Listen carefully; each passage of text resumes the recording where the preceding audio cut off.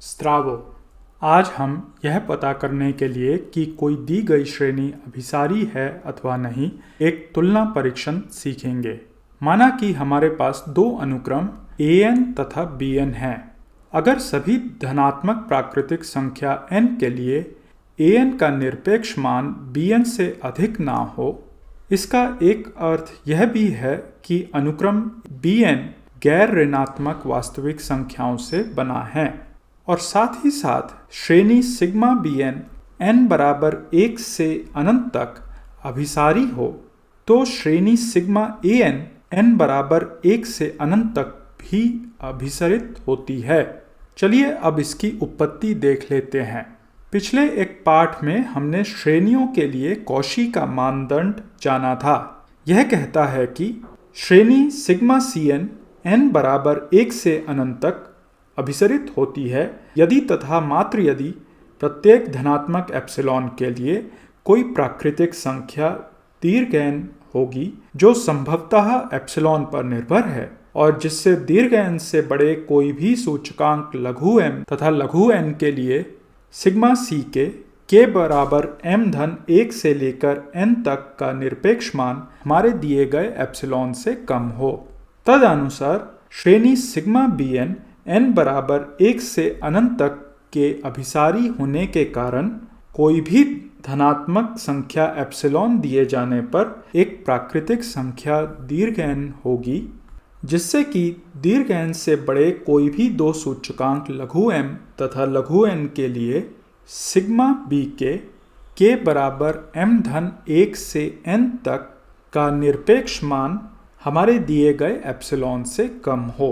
इसके बाद हमें मिलता है कि ऐसे दीर्घ n से बड़े सभी लघु m तथा लघु n के लिए सिग्मा a के बराबर m धन 1 से n तक का निरपेक्ष मान त्रिभुज असमिका का उपयोग करते हुए ak का निरपेक्ष मान के बराबर m धन 1 से n तक के योग से अधिक नहीं हो सकता।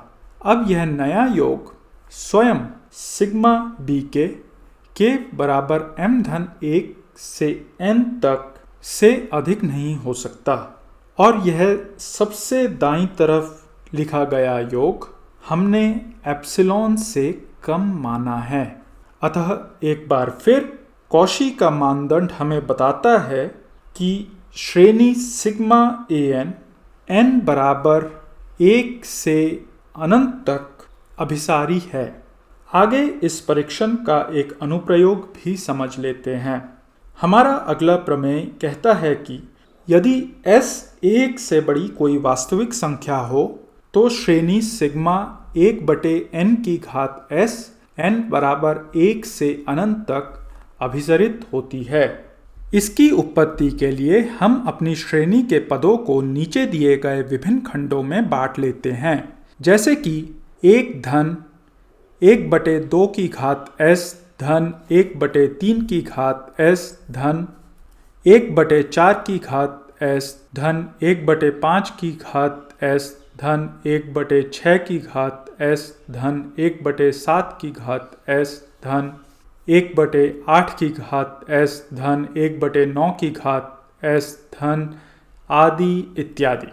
मतलब यह है कि यदि प्राकृतिक संख्या n 2 की घात k और 2 की घात k धन 1 के बीच है तो 1 बटे n 1 बटे 2 की घात k से अधिक नहीं हो सकती और ठीक इसी तरह संख्या s के धनात्मक होते हुए 1 बटे n की घात s 1 बटे 2 की घात ks से अधिक नहीं हो सकती। इसके बाद 1 बटे 2 की घात ks से लेकर 1 बटे कोष्ठक में 2 की घात k धन 1 से 1 कम कोष्ठक बंद घात s तक इन सभी संख्याओं का योग 1 बटे 2 की घात ks का स्वयं से 2 की घात k बार योग से अधिक नहीं हो सकता, जो हुआ बराबर 1 बटे 2 की घात k गुना कोष्ठक में s घटे 1। आगे सिग्मा 1 बटे n की घात s n बराबर 1 से अनंत तक ऐसे सभी खंडों के योग से बना है जब सूचकांक k 0 से अनंत की ओर जाता है। अब यह दाईं तरफ लिखा गया योग हमारी पिछली असमीका के कारण सिग्मा 1/2 की घात s घटे 1 पूरे की घात k बराबर 0 से अनंत तक से अधिक नहीं हो सकता। चूंकि s 1 से बड़ी संख्या है, यानी s घटे 1 कोई धनात्मक वास्तविक संख्या है, इसलिए 1/2 की घात s घटे 1 0 और 1 के मध्य कोई वास्तविक संख्या होगी, जिसकी वजह से यह श्रेणी एक गुणोत्तर श्रेणी हुई जिसका प्रथम पद 1 तथा सार्वनुपात 1/2 की घात s घटे 1 है। पिछले एक पाठ में हमने सीखा था कि ऐसी श्रेणियां अभिसरित होती है और इस वजह से तुलना परीक्षण का उपयोग करते हुए श्रेणी सिग्मा 1/n की घात s n बराबर 1 से अनंत तक भी अभिसारी हुई।